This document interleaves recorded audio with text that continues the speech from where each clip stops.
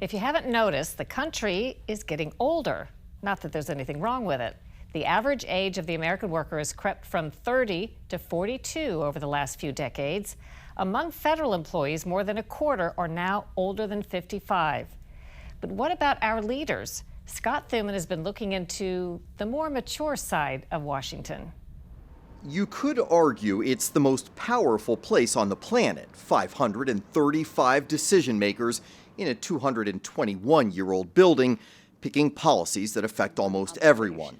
The 4 reasons why every member should vote for this bill today. Though in this aged institution, there's an aging body, too.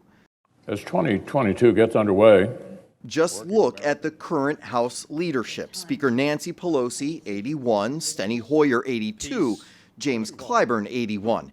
But not for me. As for Republicans, while Minority Leader Kevin McCarthy is only 56, the top Senate Republican Mitch McConnell's 79. In fact, this is the oldest U.S. Senate ever, with only one member, Georgia's John Ossoff, under 40. Is Congress too old?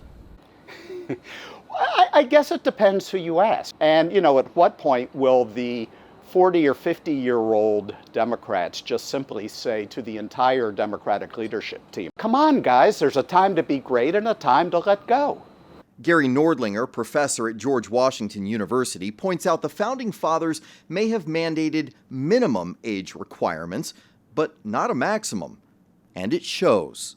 I don't know if it's because their age or where they're from, but do they really have their pulse on what people in this country are thinking? I mean, I don't know how often Nancy Pelosi has an opportunity to get outside of her sort of San Francisco liberal echo chamber. Well, and it's obviously it crosses the aisle as well. I mean, you've got Chuck Grassley. Oh my God, 88 years old running for re-election. I think in his re-election video, he was out doing a little jog, trying to be sprightly.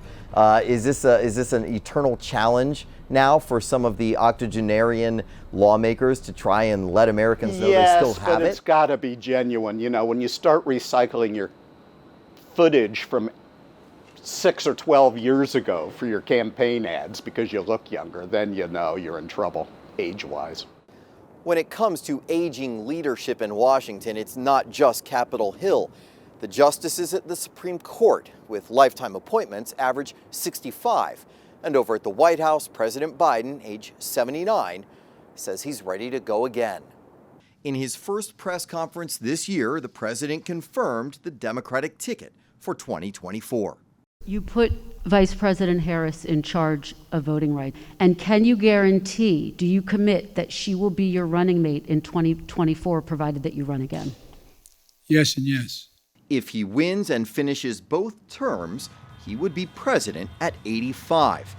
Meanwhile, former President Trump, if he runs again, would be 78 on the campaign trail. Can I just say the one positive age, by the way, is you remember history. What you're saying is there's a lot to be said for experience. I'll bet the New England Patriots are regretting not giving Tom Brady that 2-year contract extension he wanted.